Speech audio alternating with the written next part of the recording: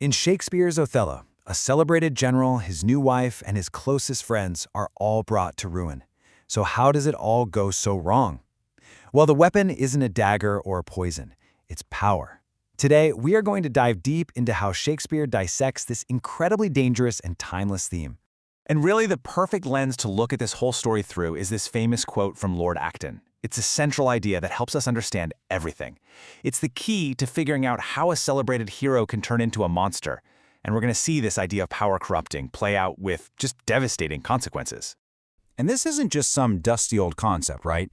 Shakespeare brings it to life with brutal clarity in Othello. The play is basically a masterclass in how power, both the kind you can see and the kind you can't, can lead to absolute disaster. We're going to zero in on two key figures: the villain, Iago, who's always operating from the shadows, and the tragic hero, Othello, who's standing right in the spotlight.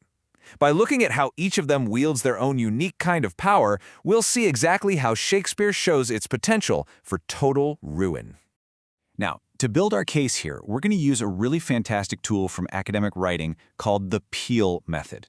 Don't worry, it's super simple. It just helps make sure that every point we make is sharp, structured, and, most importantly, backed up by solid proof from the play itself. It really just breaks down like this.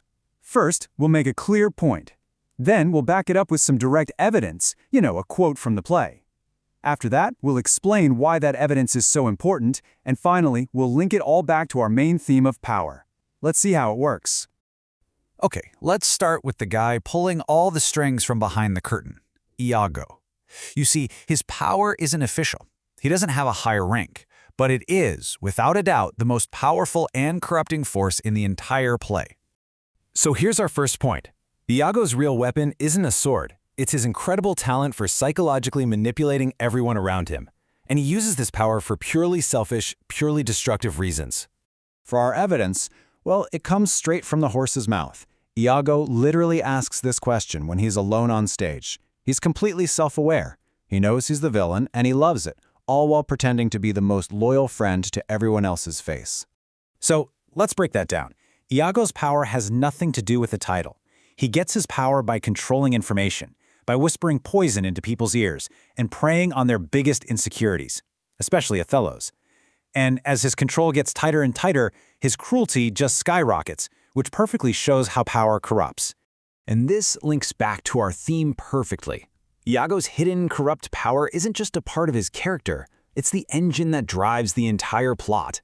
His psychological warfare is the direct cause of the tragedy, making him this terrifying example of how destructive unseen influence can be. Okay, so that's Iago. Now let's flip the coin and talk about Othello himself.